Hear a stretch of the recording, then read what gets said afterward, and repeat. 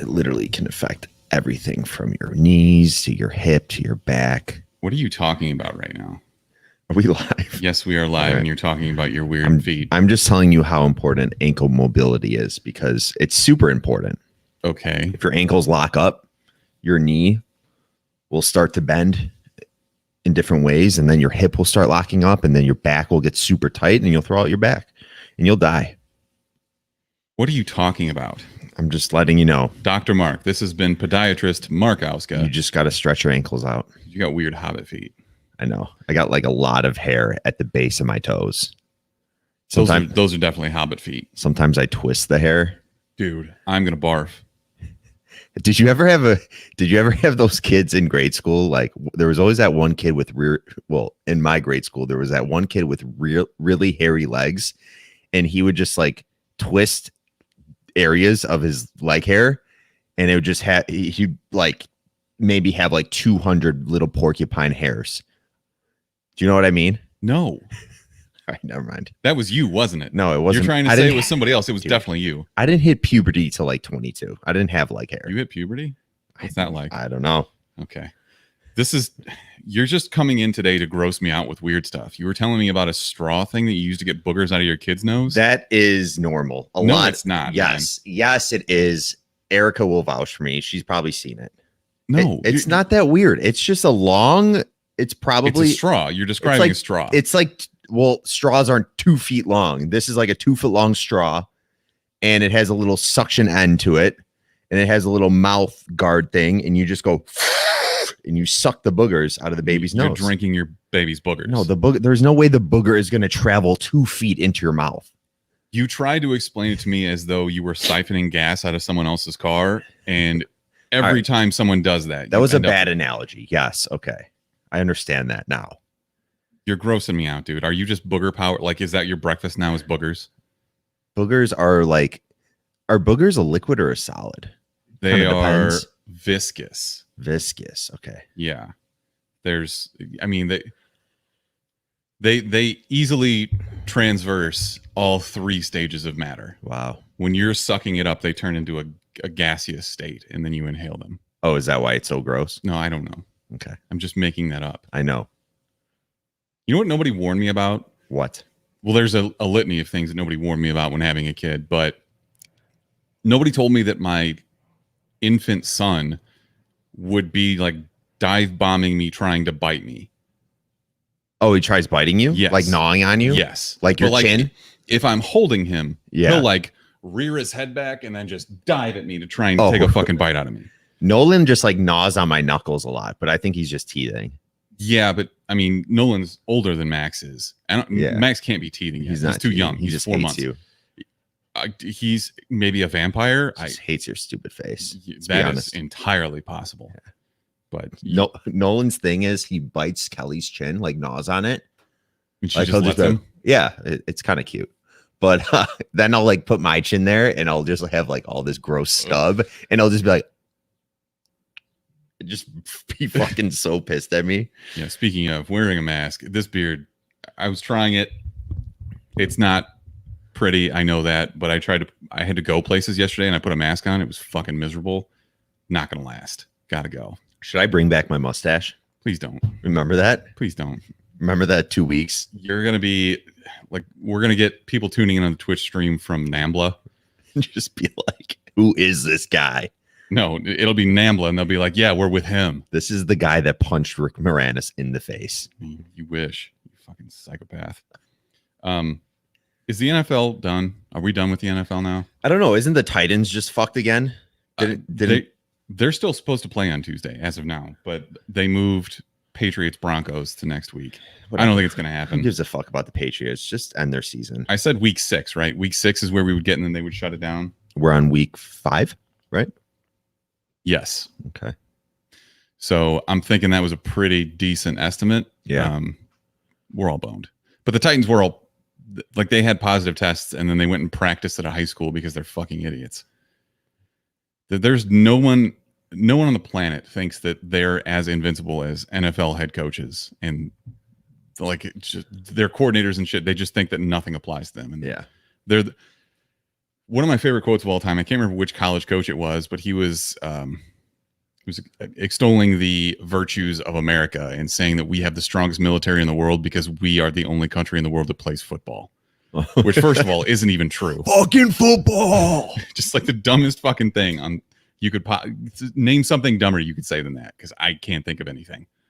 And the thing is, there are more people that play football or involved in professional football that think the same thing. Just like, yeah. Probably, yeah. Yeah. Like, I love football, but I don't love football that much. Yeah. It's just stupid people. Anyways, how was your week, Mark? It was good. Are the Bears the worst 3-1 team right now? Yes. Yeah. And it's not particularly close. Well, I think the Browns might be 3-1, so it's probably a toss up there. They should be 1-3 right now. Was that the first game that they've played that they actually probably deserve to win? Yeah. Okay, so Atlanta, we didn't deserve to win. The all three of your Giants first victories were comeback victories. Yeah. It's all right. We're going to win today too. Or no, we already played. You're not playing today. We already played. You play the Panthers next week. You guys Packers are also off today. Oh, they're off. It's a bye week. Fuck. This is why I don't ask you for your betting opinions. I know the Jaguars are playing Texans. There you go. Okay, you remembered one thing that you Texans are 0-4 and Jaguars are 1-4. The Jags have beaten or 1-3. Believe so, because they beat the Colts week 1. I don't blame you for not following football as closely as I do, but I know that you don't. Yeah. No, I knew the Bears played already, obviously. Yeah. Big Bears fan. We were talking a little bit about this before just because it bothers me so much, but can we, as a society, get back to the part where we don't, so if you didn't watch the Bears game, Tom Brady very clearly at the end of the game did not know that it was 4th down. He thought it was 3rd down. Yeah. After the game, his coach, Bruce Arians, comes out and says, no, he definitely knew that it was 4th down. Even though we saw him on camera looking at the ref and going holding up 4 fingers saying, this is 4th down. Even after they turned the ball over. Can we get back to the part where when somebody fucks up, we just admit it and we accept it and we move on instead of having to lie about it and saying, no, I planned on that. He's the one not admitting it. Tom Brady is, right? I don't know that Tom Brady has even really addressed it, but I know that Bruce Arians came out and said, no, he definitely knew what the situation was when he very clearly did not. Yeah. I mean, are you surprised that Tom Brady has all these D riders that are no, he is the most accomplished football player of all time. So I'm fine with that. It's just, it's not even that it happened. Everybody fucks up. Even the best ever fucks up. So why can't we just admit, he clearly didn't know what down it was, and we move on? Yeah. Instead of coming back and trying to rewrite history and act like everyone else is the stupid one. Mm-hmm. That's what pisses me off. That's a pretty big fuck up, though. Of course it is. Yeah. That would be like if Derek Jeter caught a line drive and there was only one out, and he let the guy in third base threw the run ball into the stands, which has happened before. Yeah. And then everybody just goes, advances the base or whatever. I don't understand. Well, I do understand. I understand pretty well where all this came from, but we're not that dumb. We're dumb as a group, but everybody realizes what happened there. Yeah. And that's what pisses me off. Yep. He fucked up. And it's fine. But no, not for Tom Brady. It's not the first mistake he's ever made. He ended the Patriots got bounced in the playoffs last year because he threw a pick 6 on the last play, and I will never forget it because it blew up my teaser because they were going to cover the spread, and then all of a sudden they didn't. So it's not like he's never made mistakes, never thrown a bad pass. Mm-hmm. It's just really infuriating. Yeah, and he also signed that endorsement deal with Uggs. That was a huge mistake. That was a big fuck You have up. a pair of Uggs, don't you? I do. I know you The slippers, they're actually very comfortable. They're way better than those fucking things you're wearing right now. You came into my house with your Birkenstocks and your Hobbit feet sticking out, and I was like, you have the fucking nerve to talk to me about what I put on my feet? You disgust me. This toe too, I stubbed it, I guess. I don't know when I did, but there was a bunch of blood that dried up, and I picked the nail off. And I just left the blood on there. Are you just trying to get me to throw up today? Yeah. Why? Just left it on there. Take a look. You're just like putting your feet on my chair.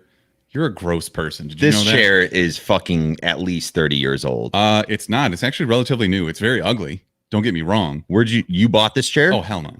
Where'd you get it? My uncle decided he didn't want it anymore. So Dude, he's your like, hey, uncle has done some pretty fucked up things in this chair. this chair is basically it's very comfy. You can't deny that.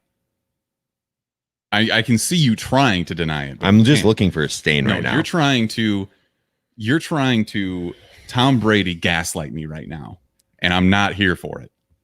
It's disgusting. I can't believe I'm sitting in this right now. Yeah, you should be sitting outside, you fucking scumbag. It's actually beautiful out. All right, what were we talking about? I just played a drop that's apparently not coming through on the TV speakers for some unknown reason, but that's okay because everybody else should be able to hear it. Okay. Should I just check real quick YouTube and make sure everything's coming through? I'm pretty sure that we have people in the stream, so we would know. Well, we did have that one time where my decibels were down like 3, and I thought it improved your voice. Sounded like the fucking Will Ferrell from old school. Got a fucking dart in your neck. Fucking dude. The best part is that we were doing somebody else's show or we were doing the Guy at the Movies Film Festival. Yeah, I'm like, sorry. Everybody else was just too polite to mention the fact that we were clearly fucking it up.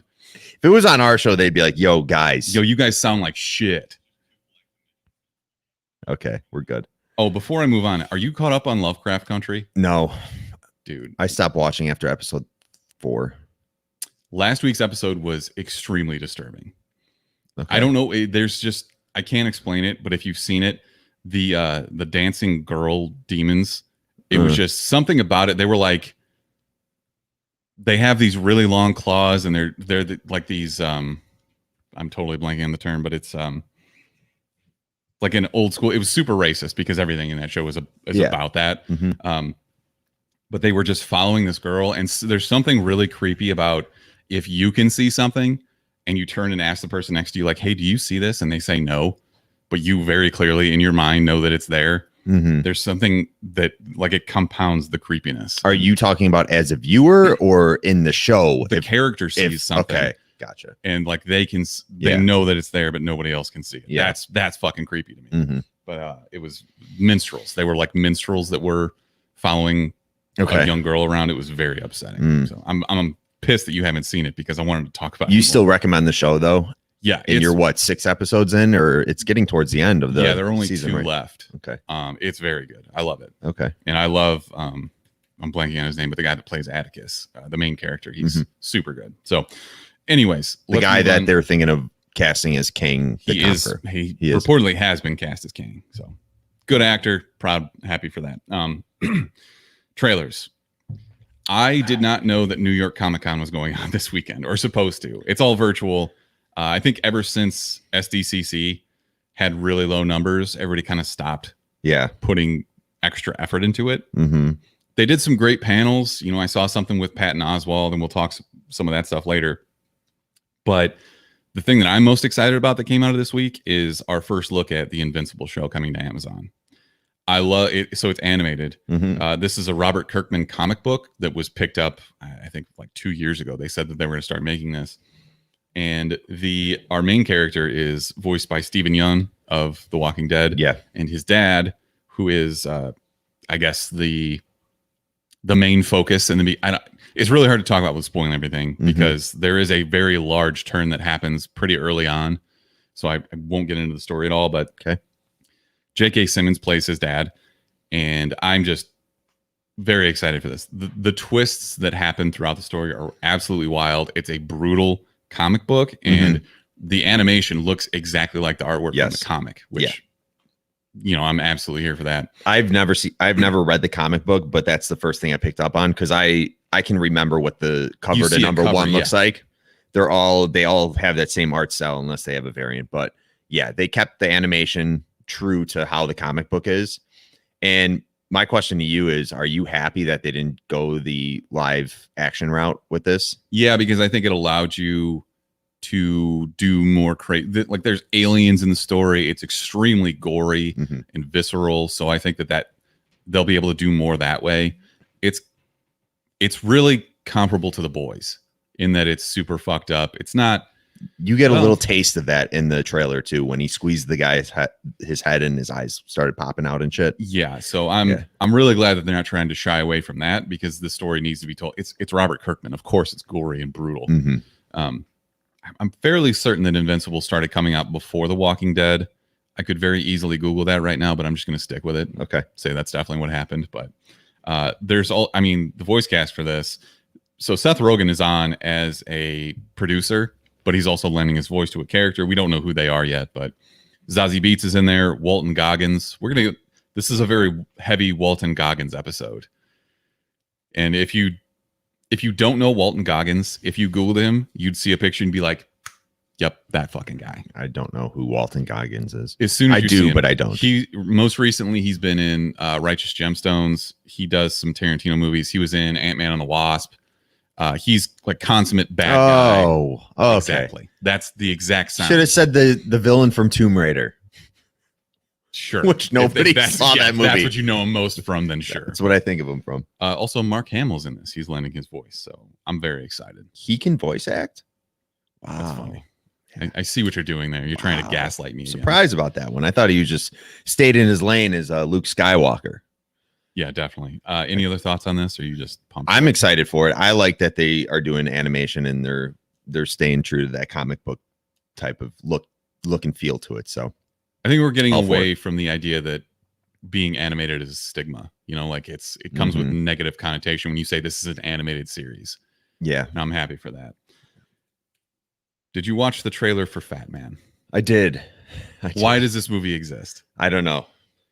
Because Mel Gibson has said some things fairly recently, where it's just like, why is he still getting work? Mel Gibson has said many horrible things about many people, and he is a terrible person. Yeah. The question is, are we going to set that aside so we can watch this movie that is absolutely going to be a train wreck? Oh, yeah. It for sure looks like it's going to be shit. So Mel Gibson is Santa Claus, and a child is spurned. He gets coal in his stocking instead of a gift that he asked for. And he's clearly like this super rich kid or something, and he's really powerful. And he puts a hit out on Santa. Using Walton Goggins. Yeah. Walton Goggins is an assassin who is going to go kill Santa Claus. He is a great villain, though. I don't think that I could watch him play a good person. I'm sure that he has. He was in Vice Principals. And yes. He was bad in that. I'm trying to think of the HBO show with Kenny Powers. He's in a ton of HBO shit. Righteous Gemstones. He was a piece of shit in that. Is it because of his hairline is just weird? I think it's that. Like, wow, you look voice and his teeth. Yeah, I think it's his teeth. He's got that like Southern villainous look to him. He's definitely like straight out of the bayou. Yeah, yeah. Are we gonna watch this? I guess it depends on what else is. I'm intrigued. We're gonna pirate the fuck out of it too. I'm gonna pirate it. I'm gonna give a copy of it to everybody I know. No money is going to fucking Mel Gibson. You're a piece of shit. Your work. Fight me. Okay. We got an update on Archenemy starring Joe Manganiello. So this is like trailer 2. Joe Mangy. There's an Easter egg for all of our D&D fans. Joe Mangy. So this is, we've talked about this before, but now we get a much clearer picture of the plot. So Joe Manganiello at least thinks that he was a superhero in another dimension, and whatever power source gave him his superpowers in the other dimension does not exist on Earth, in our Earth. So now he's just a regular guy who does nothing but drink whiskey and cry. I'm really excited for this, and I love now that trailers and movie production companies are using Mandy as like from the producers of or from the director of. Yeah. Because Mandy might not be like the household commodity that you and I think that it is, because that movie's fucking amazing. But it has a very niche audience. Yes. And if you loved Mandy, you'll basically love anything that you compare, or at least give it a shot, because of Nick Cage's performance in that movie. Yeah, I'm surprised the word hasn't really gotten out about Mandy, because I still talk about Mandy and not a lot of people have any idea what the fuck that movie is. Yeah. But this definitely will also be very visceral and gross, probably. You're probably going to see Joe Manganiello, or Mangy, as Mark affectionately refers to him. Probably see him barf a lot, if I were to guess. Yeah, and I noticed at the end, Were there bullets that were bouncing off of him at the very end? I would When he have was to go getting back and shot at? rewatch that. I did not catch that. I thought that was a little, hey, he is actually a superhero or whatever he wants to call himself. That's what I like most about this, though, is that it's clearly going to be a mystery as to whether he's just a crazy person or like, did he actually travel through dimensions? Yeah. So I love the mystery of that. And the worst thing they could do is reveal any more about this movie. So just leave it as is. We'll take it and then we'll break it down from there. Have they given us a release date or how it's going to be released? If you can carry this podcast for the next 30 seconds, I will Google it and I will tell you. Sure. Okay. So if you guys want to know why where I got the name Mangy from for Joe Manganiello, I was thinking because our other buddy Joe, who DMs our Dungeons and Dragons sessions each week, he actually was in talks with Joe because Joe reached out to him and knew he DM'd in this area, and they had their Gary Con coming up before all this COVID shit went down. And I was just thinking, like, Joe, what would you say to Joe when you met him? Like, would you try to shake up with him and be like, hey, I got a nickname for you? And I'm like, Joe Mangy might be that nickname you got to use. Is it Joe Mangy or is it just Mangy?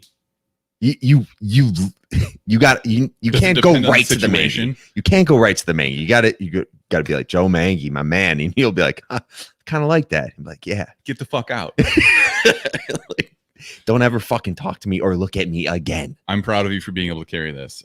The release date right now is slated for December 11th. So this is obviously just going to be video on demand. Yeah. Straight to streaming. Okay. That's what VOD stands for? Yeah. God damn, I'm blown. You didn't know that? No. You do a movie podcast. God damn. I thought it stood for video. Oh, damn. Let's move on. We got our first look at MODOK. This is Patton Oswalt, who plays your titular character here. This is stop motion. Think Robot Chicken, but probably a little bit higher production value. Robot Chicken does it intentionally. They take action figures and they make it look shoddy. Yeah, and if you guys didn't know, we actually interviewed the guys from Robot Chicken. We call it now Brobot Chicken because they're pretty much our bros. But yeah, we had some great conversation with Donald Faison and Seth Green. So you should go check out that interview. That's Donald Faison dropped his personal email in the middle of that, and everybody immediately called him out for it. Yeah. And apparently Donald Faison just got a billion emails like that. That is so true to like what would happen on our show though. It was a good train wreck.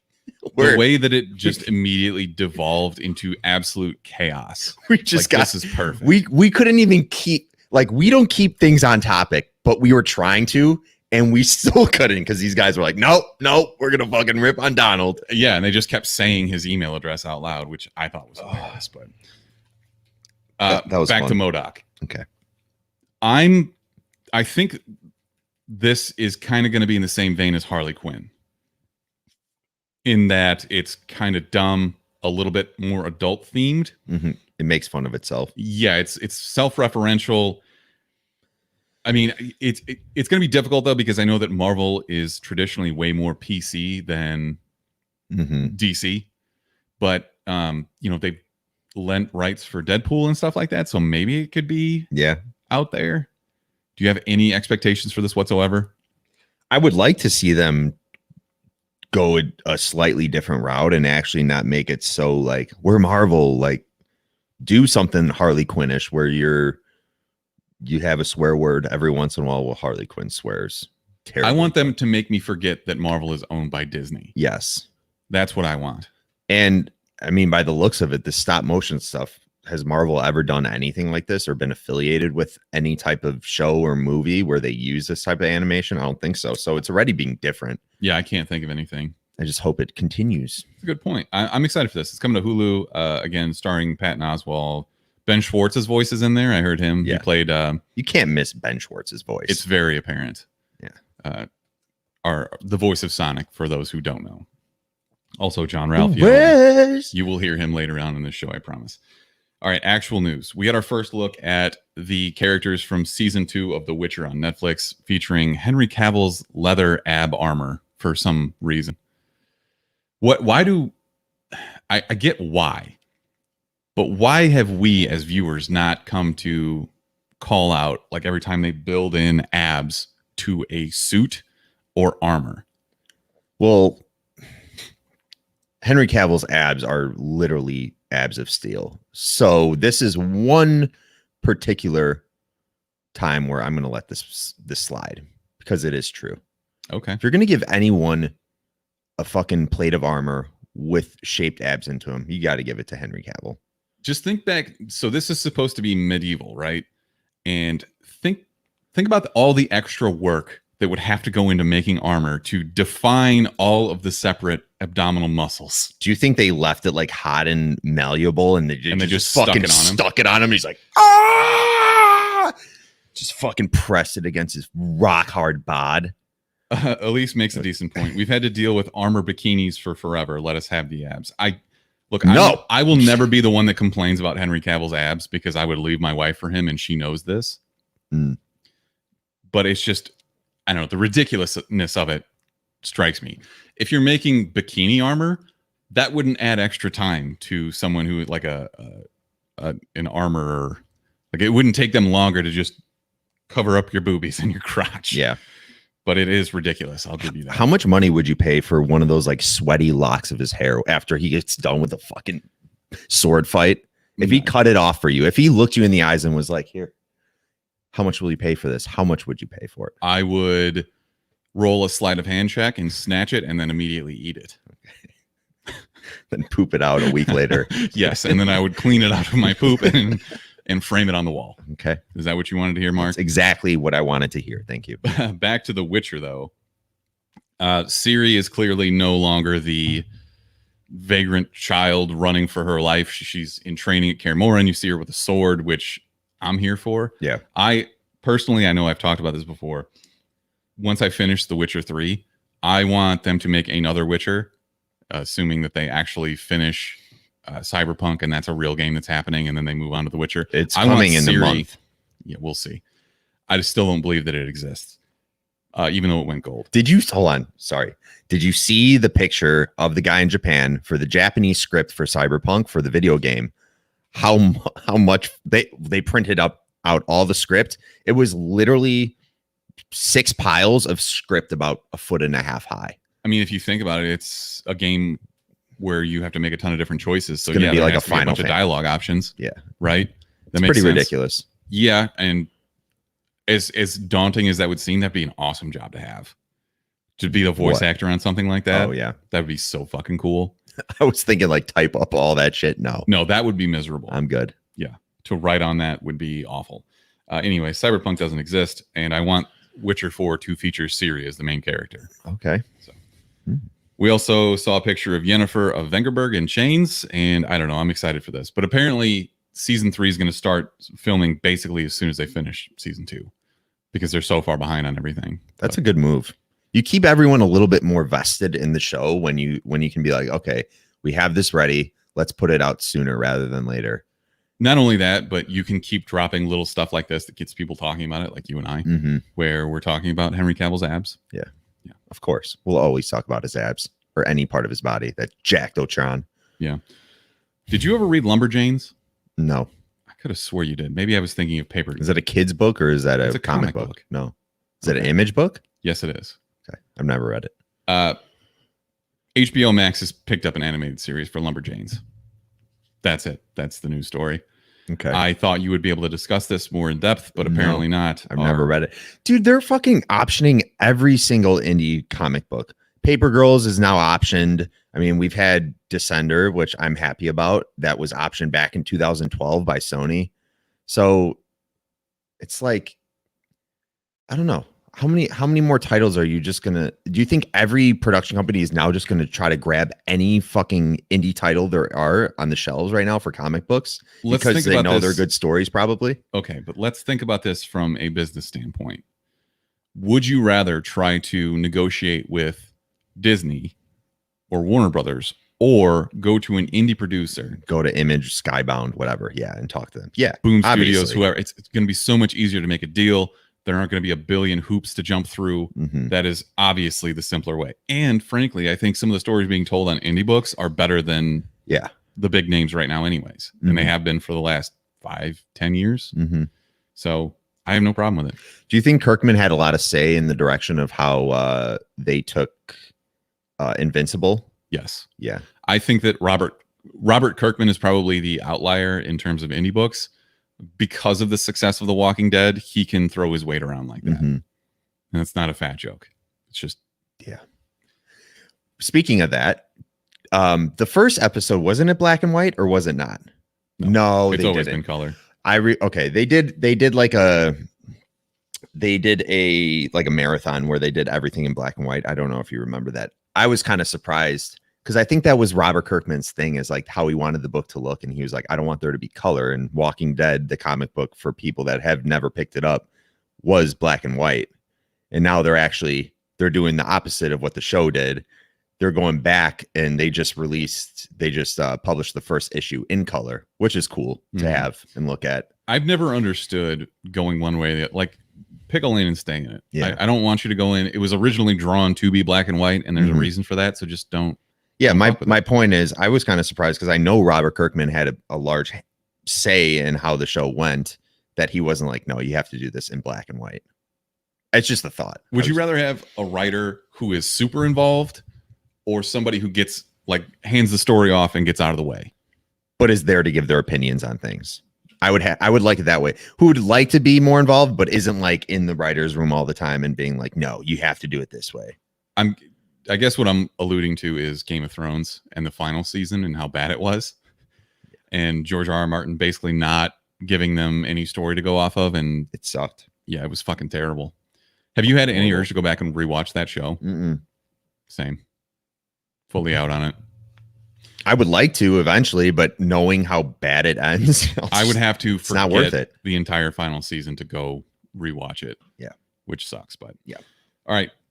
Let's talk about the upcoming Disney Pixar movie Soul, which apparently is going to come directly to Disney Plus on Christmas Day. Going to completely forgo any kind of theatrical release. They're not going to be delaying the shit out of it like we've seen with everything else. Is this going to be an indicator of things to come? I don't know. It's hard to say with them doing the opposite with Mulan and asking for $30 to watch that movie. Sorry, have you heard anyone say anything good about that movie? No, I haven't either. And a lot of it maybe doesn't have to do with the movie itself, but the way that Disney was dealing with shooting it in China and the way that they kowtowed to the government and shit. Yeah.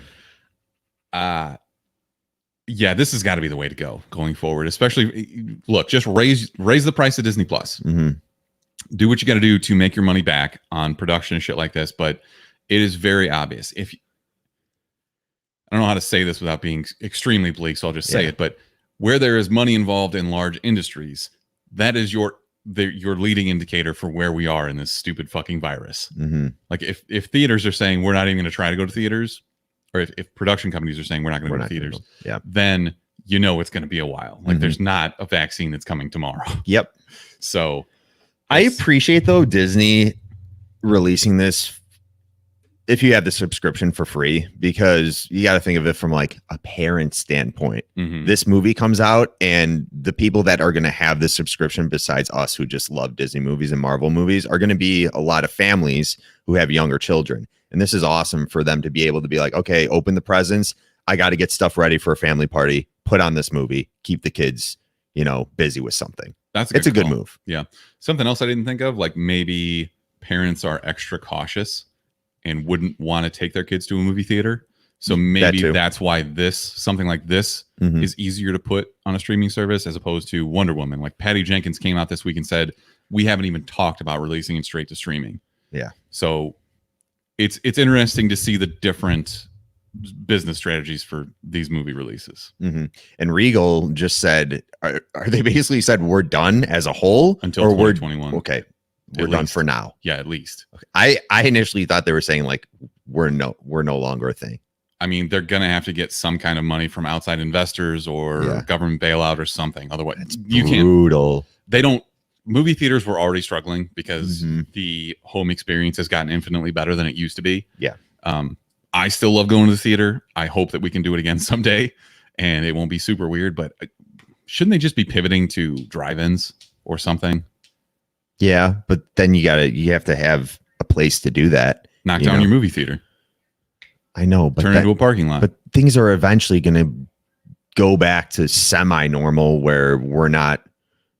Maybe in a couple years, or maybe not. Who knows? But I think eventually, yeah, I would hope that we still have movie theaters because people can be around each other. When do you honestly think that we will be back fully to normal, quote unquote? So by that, no masks.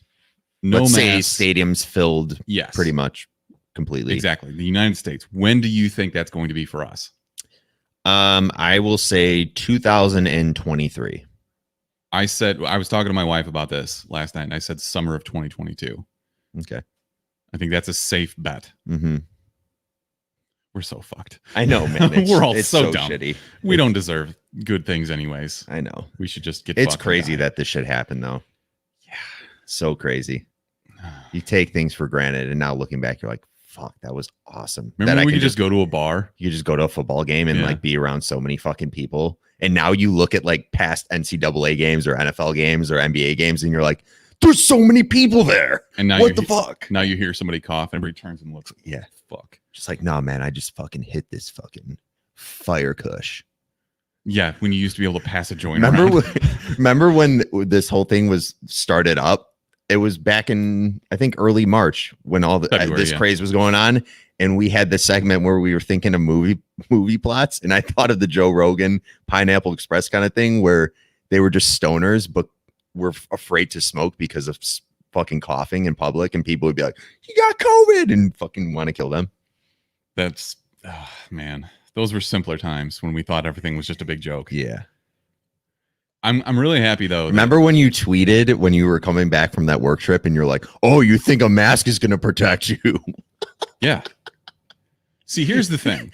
And now everyone is required to wear a mask. I am able to look back and change my opinion when presented with new information, which I think we as a society would be much better off if more people were able to do. Yeah. There are still a lot of people out there saying, no, this is a hoax. We're all, being fucked over by, I don't know, whatever, the aliens or some shit. I am able to look back and say, yes, I've changed my mind. So that's good. I'm happy for you. Let's move on. Can I use the bathroom? Can you hold this? Best. We the best! Worst. The worst! She's the worst person in the world. Huge, skank, terrible, but thank you. I don't know what it is. Mark has like a pregnant woman's bladder. And also he goes up to my bathroom at the top of the stairs. And I don't think he ever closes the door all the way so I can hear his pee hitting the water. So if I turned up the volume right now, you could probably hear it. Let's move on. We're going to talk Best Man Alive. And I admittedly was not watching the UFC fights last night. I didn't really care about them. There weren't really any big names. But we were treated to what I believe was the best knockout I've ever seen in my entire life. Mark, did you watch the video that I posted in the Discord in the sports channel of what I'm calling the best knockout of all time? I didn't watch it. Well, I saw it, but not because of the Discord. I just saw it online. But yes, I saw the knockout. I'm going to try and briefly explain it. This is great for an audio medium, and I can't replay it here, or we'll just get pulled down from everywhere. But sometimes when you throw a kick at your opponent, they can catch it and grab it, and they'll either throw a right hand, assuming that you're going to catch it with your left, or they're going to try and sweep your leg and take you down. This time, the man that Joaquin Buckley was trying to kick, I'm blanking on his name because that's how much I didn't care about this fight. He paused for like a millisecond.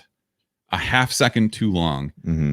And instead, what he caught was a flying back kick to the face, which knocked him unconscious, gave him spaghetti legs immediately. Yeah. And he just fell and hit the fucking ground. Oh, he was out It cold. was insane. The best knockout I think I've ever seen. And like it made me think back to the old Anderson Silva days where he was like 2 feet from somebody and somehow he landed a front kick to the chin. Yeah. Something The that guy should just just be completely impossible. buckled. And he just, man, it was a thing of fucking beauty. And I hope that he woke up today feeling okay, because that looked brutal. Dude, I was watching, they always do the top 10 knockouts now for UFC. You'll see it all over Instagram. I was watching one, and yeah, the worst are when they just get a front foot kick to the face. And I'm like, you're never expecting it. You think that if a foot is flying at your face, you should be able to sense that it's coming. dude, Except sometimes you just can't. that would be the fucking worst. You could like die from that. Imagine if it caught your nose perfectly. Can't you fucking die if somebody like fucking uppercutted you in the nose? I think that's an old wives' tale. I think Is that's it? not true. Okay. I don't know. It's Jesus Christ. It's Jason Bourne. Jason Bourne would know that. That is definitely something that you would see in a movie and be like, oh yeah, that's a real thing. It's like John Wick and the pencil, you know? Yeah. But he fought Hasangane. It's from like South Africa. I don't know. I don't have any idea. But the scariest thing on that is when your legs go completely noodle and you fall and just bounce your head off the mat. That's where you can do some real damage. The guy that delivered the knockout knew instantly. Sometimes they'll follow up and you're like, dude, he's knocked out. You don't need to do that. But he knew right off the bat. Like he was like, all right, he's done. He knew, kept walking. Also, he immediately knew like this is going to be on highlight reels forever. Yeah. So he was not a household name before, but now he will be. Yeah. So it's like when Anthony Pettis first did the run up the cage and throw a kick at somebody in the face. That is something that I'll always have in the back of my head. And this is the same thing. Yeah. So, Mark, who is your best man alive? I know his Twitter user handle. It's Ruby Drummer. So this brave hero biked 69 miles a day to get to Poo Poo Point to PP Creek. I read this story. So Ruby Drummer at Ruby Drummer on Twitter decided to undertake a journey this summer, traveling 69 miles a day for 36 days in order to reach PP Creek in Washington State from Poo Poo Point in Ohio. Poo Poo Point is a summit of West Tiger Mountain in Washington that got its name from the stream whistle sounds back when it was a logging area. PP Creek in Ohio was named after an American settler who carved his initials PP in a tree. So, I mean, this trail, do they call it Gooch Trail? Because he technically went from PP Creek to Poo Poo Point. I roll. Anyways, shout out to this guy. You are a true hero. Ruby Drummer. AKA Doo-Doo Butt.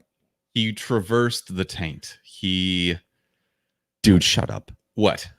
It says right here. He also passed Sharts Road on the way.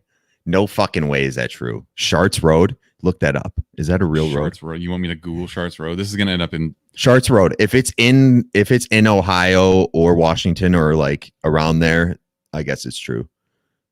I don't know. Yeah, he tweeted it. I almost forgot. I passed Sharts Road on the way to PP Creek. Can't make this up. Hold on. There's a picture. Hold on. I don't need to see the picture. I believe you. It's okay, and I'm sure it's just a sign that says like Sharts Road or something. Yeah. It's like Schitt's Creek. No, I believe. Okay. Sharts Road. I'm sure that it exists. It's fine. Dude. If you don't believe it, believe it now. You. I just told you I believe it now. Believe it now. Why would you believe that there's a Poo Poo Point and PP Creek, but not a Sharts Road? Sharts, man, that's just like, come on. PP Creek and Poo Poo Point. That's cute. That's like a cute kind of name. You and I have different ideas of what's cute. All right, whatever. All right. Great story though.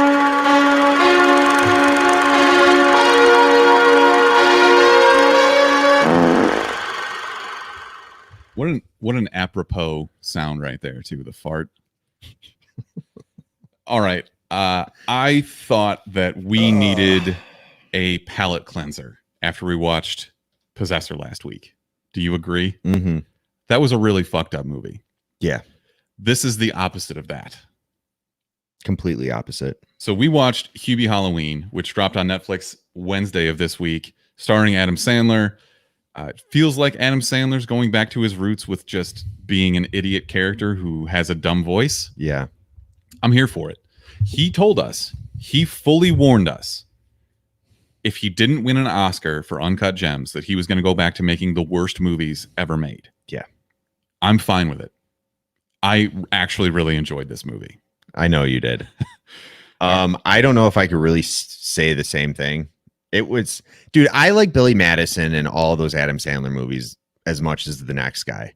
This was just like, okay, man, like we get it that you do these movies. I thought the fucking story was weak. It was just like, there were some funny moments, but some of them just fell flat for me. And overall, you talk about like, you don't like movies where every character is hateable. The whole fucking town is hateable. The whole town is full of assholes. And I was just like, come on. But that's the story in plenty of other Adam Sandler movies, right? Where everybody sucks. Yeah. But everyone really sucked in this movie. Yeah, you're probably right. And there was just some parts where I'm just like, yeah, that's funny, but it just kept going on. Like, let's say his mom, for example, wearing those shirts, those were funny parts, but I was just like, okay, are you just going to keep beating us over the head with this kind of stuff? I would disagree and argue that sometimes telling the joke more than once, like, yeah, you hit that point, but then you push through once again and it becomes even funnier because you are sticking to the bit. Okay. So let's get some other shit out of the way though. Okay. This is currently at 50% on Rotten Tomatoes. I don't think any Adam Sandler comedy has ever done particularly well on Rotten Tomatoes. 57% from fans, which I think is probably about where it belongs. This is like a 6 out of 10. Okay. That's fair.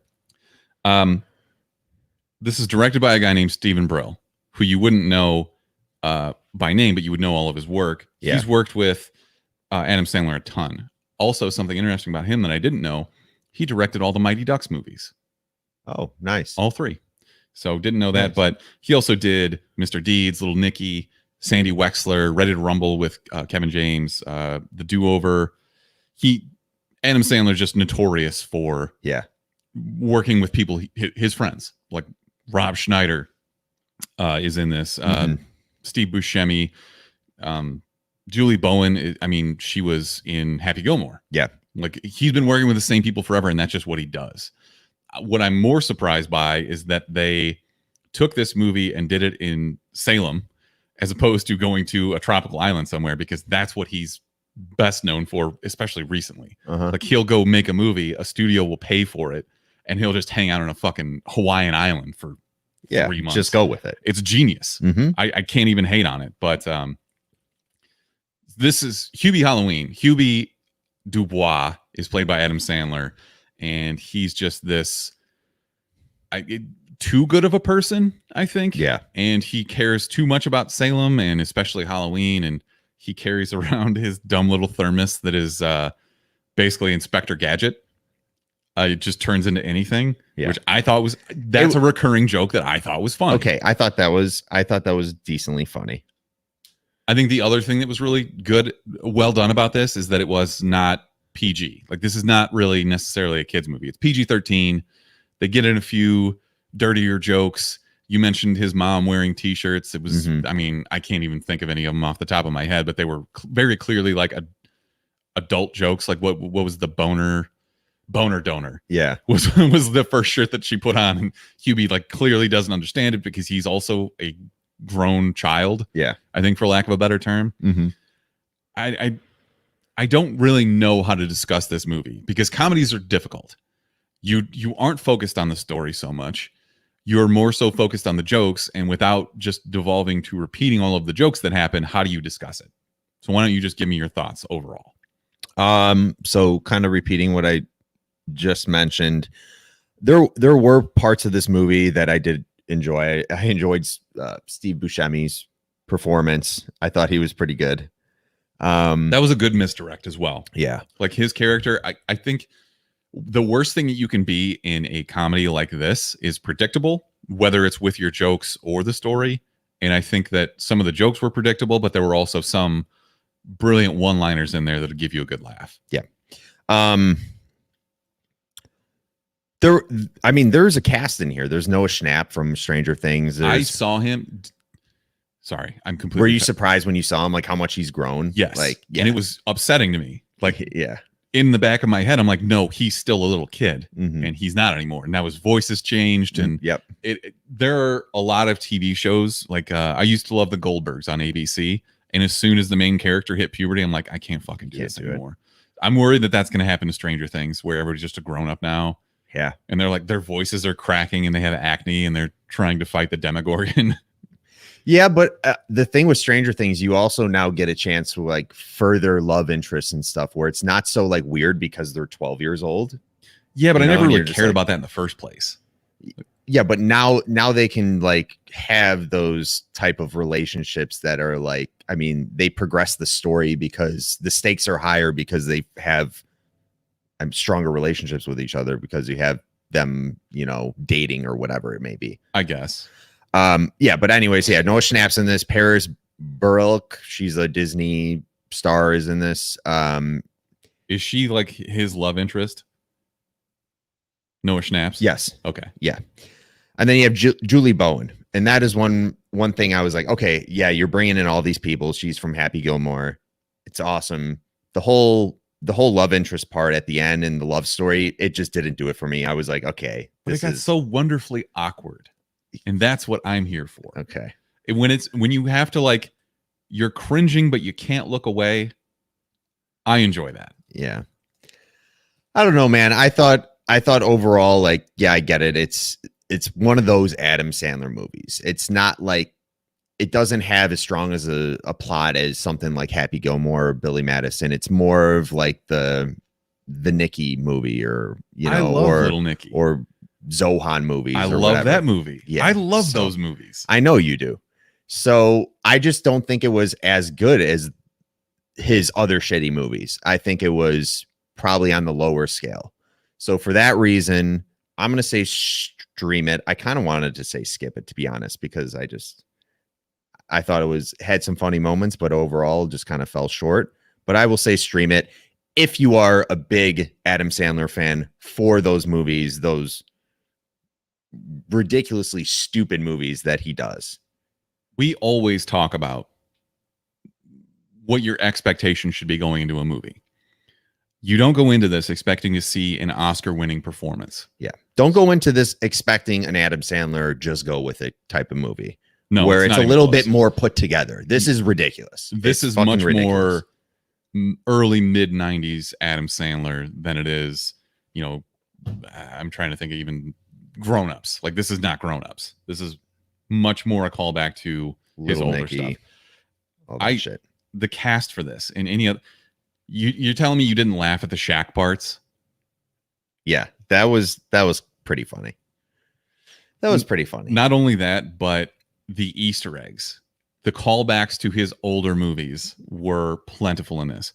The most upsetting part of that for me was that they kind of stopped about 30 to 45 minutes in, and then they just got to this. Like, I would have loved for them to keep going with that. O'Doyle. I was keeping a running list of stuff that I saw. Like, the kids in there are called the O'Doyles. The Ben Stiller nurse, I mean, is the most obvious, hit you over the head with it. Veronica Vaughn is Violet Valentine. Like, it's always like the double V names. Mhm. So that was Julie Bowen's character. The Waterboy bed sheets just have giant piss stains on them. Dan Patrick, who's just in every Adam Sandler movie now. The dodgeball to the face from Billy Madison. They even in the credits were like, he catches one and does the whole, now you're all in big trouble. Yeah. I'm here for that. Please keep doing that shit. And you had the nun that goes, peeing in your pants is... Oh, actually, no, she wasn't a nun. She was from the settlement thing that they went on for a field trip. Yeah. But that's what I thought of. Peeing in your pants is cool. And I'm Miles Davis. I also loved that like, somebody finally came out in a movie and started making fun of everyone wearing Harley Quinn costumes. That was clever. I know that you don't want to admit that you like this movie as much as I think you did. You got to be Mr. Serious, Mr. Grown Up. Man, it was like, Adam Sandler does those fucking voices, and most of them I could take. This one, I was like, dude, what the fuck are you saying? It was kind of rough. It was pretty that fucking was rough. And we just got done with Tenet, which was kind of hard to understand. This movie, I would rather watch this again than Tenet. And it's not really close. You have to watch this twice, though, to watch Tenet once. I'm just saying, would you watch this twice in a row? Yes. Rather than watch Tenet once? Correct. Damn. All right. Absolutely. It's on you, dog. I feel like there were a few other actors in this that I wouldn't have expected to see, like Michael Chiklis for some reason from The Shield. Mm-hmm. He was a priest. Why was Ray Liotta in this? I have no idea. Are they friends? I've never seen him in another Adam Sandler movie. I don't think. But obviously you get Tim Meadows and Maya Rudolph in there, old SNL alum. Kenan Thompson, yes. I love George Wallace, the comedian who played the mayor in this. Yeah. His comedy to me is just like so dumb and subversive, and I was really happy to see him in there. He doesn't really have a large part or anything. It made my heart happy to see George Wallace. I really like Tim Meadows though too. Tim Meadows was one of my favorite characters. I don't know what it was about him. Like he was one of the only characters who was like an absolute dick where I was like, you're being a funny dick. Where Kinda it's funny. like, yeah. Also the wig killed me. Yeah. He has the most atrocious wig ever in this, and it was very funny. Is the only reason you didn't like this just because it's dumb? No. I'm thinking back to like Return of the Zohan. I like that movie better. Little Nicky, I might have liked that movie better, and that movie was fucking bad. It wasn't better than what was the one movie everyone always talks about that they're like, holy Jack and Jill. Jack and Jill. It's one of the worst movies I've ever seen. Yeah. It wasn't as bad as that. But you just have to prepare you have to be in the mindset for that sort of Adam Sandler movie. And I just don't think it really was at the level as some of those other stupid ass movies that he's done. So for that, I'm not going to rate it as high as I might have, because I liked all those fucking stupid Adam Sandler movies that he used to do. And this just wasn't one of the better ones, in my opinion. I guess I just really want someone else to like this movie as much as I did. Yeah. I say go stream it. It is nice because you do have all those callbacks now. Mhm. Where at the point when Adam Sandler was doing these movies, all those, he wasn't in a place yet where he was, I don't know if do you think he'll ever be at the end of his career? I wonder how long he's going to do movies for. No, probably not. But he's gotten to the point where he's like, fuck it, I'm going to do callbacks to all of those old movies. You think his kids will get into acting? I don't know. And speaking of kids, were we supposed to presume that the kids of Julia Bowen were actually Hubie's kids? Because they look like they could have been his kids. They mentioned several times that she adopted those kids. Okay. They're not even like genetically speaking, they're not even Hubie wouldn't have been like, okay. Yeah. You're really digging here. I'm trying to reach for something. I can see you scrolling through Reddit forums trying to find like for a dumbass the hidden plot points of Hubie Halloween, because that's who you are as a person. They do look like, those kids look like they could have been the daughters or whatever of Hubie. Okay. You think Noah Schnapp looks like Adam Sandler? No, the girl specifically. That one girl. Both of the girls kind of looked alike. They might have been sisters, like actual sisters, but and Adam Sandler has how many children? I don't have any idea. I didn't even realize he had children. Yeah, he's got kids. Okay. All right. I think that's probably enough of an in-depth view at Hubie Halloween. I think you should absolutely go watch it. I thought it was funny. Just know what you're in for. Yeah, of course. That's true of every movie though. But not necessarily, because I break up Adam Sandler into now 3 categories because he did Uncut Gems, which was unlike anything he's ever done before. But I usually put him into 2 categories where it's like Happy Gilmore, Billy Madison, Just Go With It, those kind of movies. And then the other ones are like Return of the Zohan. I would probably put Waterboy in the other where category. He's a normal person with kind of like quirks, and then where he's a caricature of something. Like Zohan is a caricature.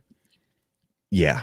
Kind of. Billy Madison is probably in between, but he's done other serious. But there's still like a normal storyline where it's like kind of believable, And this is like everyone's a huge dick to him, and it's obvious that this is just the way the movie was written, just to be funny. We are thinking way too much about this dumb Adam Sandler movie. I know, but that's how I kind of think of Billy Madison, or how I think of Adam Sandler movies. I bucket them into those 2 categories of his movie types. Okay, that's fair. Again, I say see this, and you say just whatever, be ready if for you're the bored. Ridiculously stupid Adam Sandler type of movie. That's true of every Adam Sandler. Okay, let's not rehash this. Billy Madison is one of my favorite movies ever. Yeah, it's a great movie. I think we're also in the right wheelhouse age-wise for that. Yeah, because it was something that you probably shouldn't have been watching as a little kid, but mm-hmm. like you could go to school and quote it, and people would be like, "Oh, he's cool because his parents let him watch Adam Sandler movies." He pees in his pants. Anyways, What do you recommend for this week? I recommend. I don't want to fuck the name up because I usually do on recommendations. I'm going to say Haunting of Bly Manor. Is that what that is correct? The Haunting of Bly Manor. Yes. I'm watching it, and it is. Are they going to do like a American Horror Story thing? Because as of right now, I haven't finished it, but it isn't right now. It isn't like a sequel or anything to the previous one, which was Haunting of Hill House or whatever it was. Yeah. It's supposed to be different, but the characters are the same. Yeah, characters are the same or similar, but it still does the whole look in the background. What's creeping in the background? We're in the first season of Hill House. I noticed some things that were more obvious, but what does that mean? You too? I was just saying hi to someone in the chat who said hi to us. Sorry, I can't see the. You don't need to, just focus. I want to see what's going on. You're so easily distracted. But dude, the show is very good so far, and I don't know if I should be annoyed, but I'm actually having a lot of fun with now. I just look in the background. I'm like, where the fuck is this little creepy thing that's sticking out right now? That's distracting though. It's not though, unless you look for it. If you don't let yourself look for it, it's not, because they do a very good job at hiding them usually. There's some parts where I'm like, okay, I can obviously see that little creepy thing in the background, but the story is really good so far. I'm having a great time watching this. I think this is, I would think of like audience wise, this is definitely a show you should watch with other people, because it's cool to kind of pick up on things and talk about it after an episode ends. They always leave it with like a cliffhanger or something dramatic happens. I've never understood that on a streaming show where they drop everything at once. The cliffhanger. Yeah. I don't get that. But I get it, because I watch this at night. I'm like, should I go to bed? And I'm just like, no, I kind of don't want to go to bed because I want to watch the next episode. But the implication is that you wouldn't watch it if you weren't going to watch it right now, right? I guess. Yeah, I guess. I get what you're saying. I love the first season. I will absolutely check this out. Yeah. I have to watch it myself, though, because my wife hates scary shit. It's really good. And the kids, the one girl is super cute. The one boy is very just creepy, kind of. I don't know. He like looks the little girl creepy from too. Hereditary style creepy. No, he's just the way he just acts, and he just kind of looks like he's got like that doll face. I don't know how to describe it. He's got like rosy cheeks, and he's just like, I know what you mean. He looks like he's a possessed fucking kid that would like murder your teacher and then frame it on somebody else. Like he's like super dark. He's like a very plotting kid. Yeah. Do you think it's one of those things where they use makeup and stuff to make him look that way? Like I mentioned, the little girl from Hereditary, she doesn't really look that creepy in real life. Dimples and shit. Yeah. No, this is how he looks. Okay. He might have a little bit of makeup and stuff to accentuate some things, but no. Yeah, I'm excited to dive into that. I'll probably do that later this week. I'm still trying to catch up on a ton of different shit, and I still had to keep watching fucking Outer Banks. Yeah. I was surprised nobody came back. Wait, you haven't finished yet? It's so long, man. Dude, keep going. You just got to truck through it. I am. Gets better. No, it doesn't. I'm almost to the end. I've got like 2 or 3 episodes left. But while I'm doing that, I'm also still watching Lovecraft Country and still trying to finish The Boys. So there's a lot going on there. Is there any character you like in Outer Banks? Yeah, but I can't. I mean, I guess I can just spoil it because the show fucking sucks anyways. The dad, because he clearly wants to kill all of them. He's probably my favorite. Does he kill somebody in it? He beats the shit out of a drug dealer. I haven't gotten to I don't know if he kills anybody because I haven't finished it yet, but okay. He does beat the shit out of a drug dealer, and that was pretty satisfying because he's the only one who is clearly not. The writers didn't look at him and say, we need to make this relate to kids. Yeah. Sounds like an interesting show. It's not. Absolutely don't watch it ever. And don't ever make a bet that would, if you lost, would make you have to go watch it. That said, I did watch the Addams Family animated movie, which came out last year. Oh, yeah. Apparently, he's getting a sequel now. If you want to check it out, it's on both Amazon Prime and Hulu. So those are both out. It's fine. It's it's kind of like Hubie Halloween, except a little less adult. Is it like a Despicable Me 2 or 3? Like Hotel Transylvania. Okay. Oh, that's another Easter egg in Hubie Halloween. Steve Buscemi is the werewolf guy. He plays the werewolf in... Oh. Wow. Huh. I did like the misdirect they did with that in Hubie Halloween. Hubie. Hubie. Puby. Pubes. I laughed every time they The called them boobs. Puby. My actual recommendation for this week, though, Baldur's Gate 3 Early Access dropped on Tuesday, I think, and I've been playing the shit out of it. I probably have like 6 hours in it already. Is it PC only? Yes, it is a PC exclusive for now. Should you be playing that? Because isn't it true to the actual like campaign story? It's not where... Descent into Avernus. It's a standalone style story. Okay. It is very D&D heavy. You're not going to spoil our campaign. No, by not playing even it? close. Okay. It is its own little world. What's your character type? The first one I built for my own campaign was a sorcerer, a wizard. But also it has multiplayer, which Baldur's Gate didn't have before, especially online multiplayer. So like if you're playing with a couple people who are both magically inclined, you should probably go build a dwarf and be the tank. Mhm. You know, so like that's what's interesting about it for me. It is still very early in early access. It's like a year before this game's actually going to be released. Yeah. It's glitchy. Not all the character types and stuff are out there, but it's, you know, for what it is. I just bought it early and now I get access to it. And Yeah. they're still working out the kinks, and it's basically a paid beta test. Okay. So Cool. I love it though. It's really good. The graphics are great. It has cutscenes that are well done. I downloaded Baldur's Gate 1 and 2 on my Switch, Mm-hmm. and it's, you know, you can just certain games you can tell they're very dated, Yeah. and those both are, but this is a great update for that. Okay. So Nice. I think that's going to wrap up episode 216. So thanks for tuning in. As always, you can find us on all social media platforms at the Chumpcast. You can call or text us at 847-920-6107. Mark, what do you have to say? That's it. Chomps out, motherfucker. I got to hurry up and get the outro going. You're just really going to drop it on? Let's see how long I can hold this.